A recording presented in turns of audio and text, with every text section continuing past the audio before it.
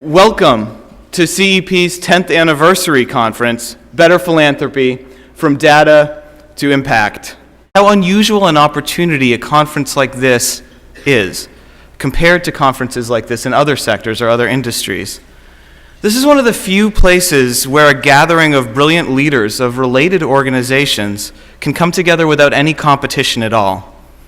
Rather than having to worry that the person next to you might steal your idea, you have an incentive to share your ideas instead. And the reality is that over the 100 years since the creation of the Mega Foundation, data-driven, feedback-seeking, strategic foundations have made important, lasting contributions. We all know that even though we can point to many compelling examples of foundations making an impact, there is far too much ineffective philanthropy. That's why assessment is so important. To understand how are we doing. You're not going to get the perfect answer, but you need data to inform your thinking. We asked CEOs, among the many priorities you have as a CEO, how much of a priority is assessing the foundation's effectiveness? 72% say it's a high priority. So when it comes to the attitudes that CEOs have about assessment, it's clear from this data that CEOs believe assessing the effectiveness of their foundation's performance is important. But what are they doing to understand their effectiveness? The kind of information that foundations are least likely to turn to understand the effectiveness of their programmatic work is information from their ultimate beneficiaries, those the foundation is ultimately trying to have an impact on through their work. One of the big issues that we continue to examine is to what extent is all of this information being used by foundations to make changes in how they do their work? And to what extent are those changes then leading to increased impact in the work foundations are trying to do? But the story here is a positive one, because foundations, institutions that many in society say are slow to change or will never change, are in fact changing. We actually spend some time talking to our grantees about what the foundation's overall strategy is, helping them understand how this particular grant and their work fits into that strategy and helps propel it. And then we agreed together on the progress measures or the data that we're going to want to collect over the life of our grant. And we try hard to collect only the information, A, that we think is really important, and B, that we are going to actually use. That the more that we can think about our boards as strategic thought partners who can authentically add value to the work of our institutions, the more effective our organizations are going to be.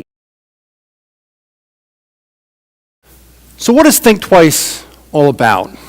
The idea is relatively straightforward, is that when we are faced with certain situations, our minds will naturally go down one path when the right way to think about the problem is a different path. What is this idea?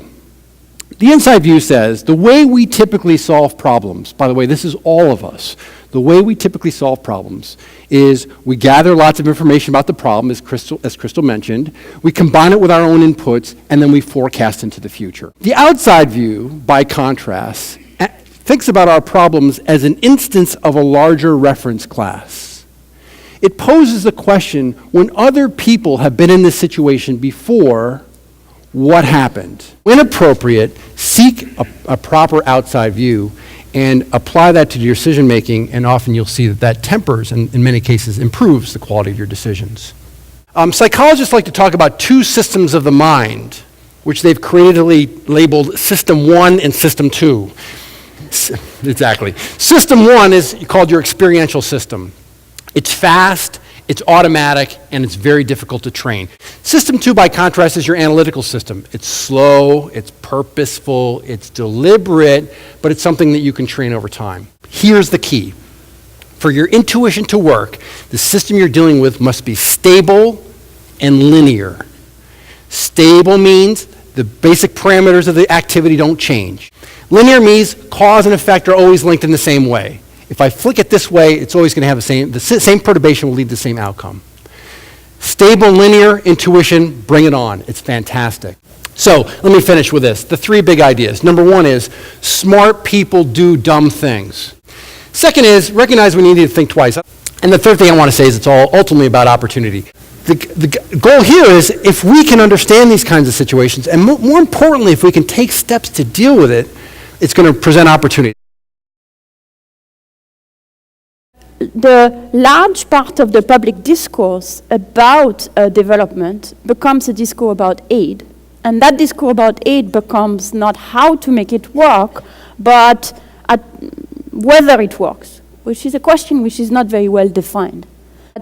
Aid is such a small part of the whole equation. I regret to tell you, since you're all in the business of giving money away, when you put all the money combined, even with the remarkable efforts that's been done, this is a pretty small amount of the money that is being spent on the poor in the world. We are thinking that there are actually many, many dollar bills lying on the ground. There are many ways in which policies could be substantially improved. We call the scourge of development policy the 3I, which are ideology, ignorance, and inertia. Programs are often born in ideology, so the poor are either entrepreneurs, or they are starving, or they are slothful, or they are whatever it is, you name your favorite one. They are conceived in ignorance of the reality of the field. And then they persist because once they exist, there is a consistency for them to continue, and they just continue. Dollar bills on the ground, we can get them.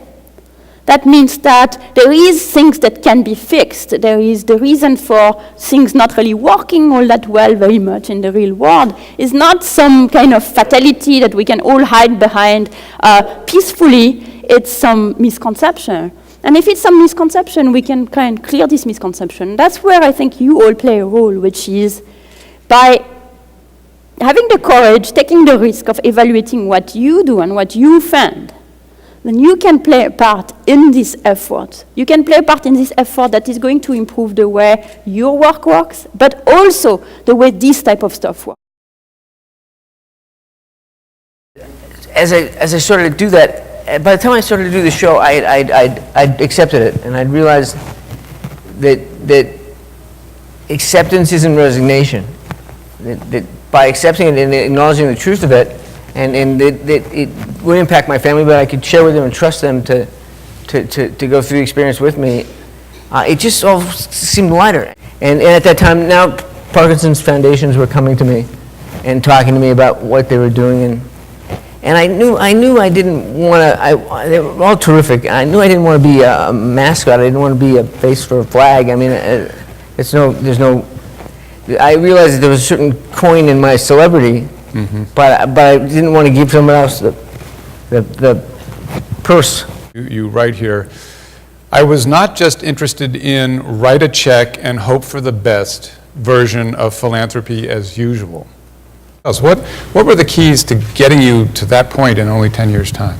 Meeting situations where they were, meeting, not seeking what we wanted to find, but what there was to find, and I think convening, getting people together that hadn't been together before. I mean, you have all these disparate groups that ostensibly are in it for the same objective, but you'd never know it. But what we found was in this setting where the groups would come together, whether it was 10 scientists or 20 scientists working on related challenges, they would share their work in progress with each other, and this was all unpublished work, and there was so much cross-fertilization and problem-solving in the moment that the assessment meetings end up being some of the best work that we could spawn.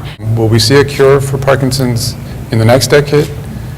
I certainly hope so. And by cure, I mean, if we can come up with a therapy that halts progression and eliminates symptoms, I'll take it. Yeah. The work we're doing is going to accelerate the process. Yeah. So at some level, trying to figure out what it takes to get to a cure, if we had to get that roadmap before we could clear the road and get there, we're not that patient. So we are putting one foot in front of the other, and we're just staying our course. And I think what happened was I got my mindset so far to the idea that philanthropy is just different, I'm going to have to really rethink about everything I do, that when I got to the Gates Foundation, one of the surprises was that it's actually not totally different. Philanthropy, you don't have competitors. Well, maybe you don't have competitors, but you might have what you think of as opponents.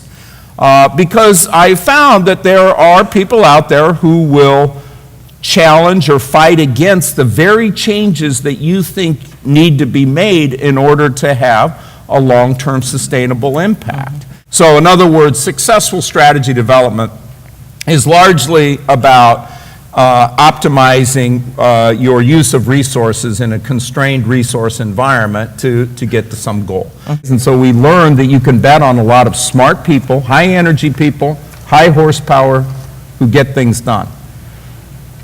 Those are the three key qualities I look for. Success is not going to be just what you do. It's going to be that partner ecosystem, your grantees, other donor partners that are going to be a part of success. I think one of the things that's really critical, what it takes to get ideas out of people are two things. You have to help people be both, as I said, willing and able to innovate, because innovation is very hard and very risky, and you all know that. Excellence is self-imposed. So when you're in the world of philanthropy, I've likened it to a cross between the Galapagos Islands, where there are no predators, and Lake Wobegon, where everybody's above average.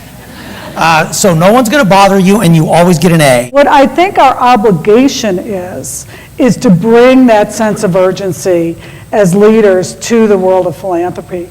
Because without that, we have too much of an obligation to the people that we serve.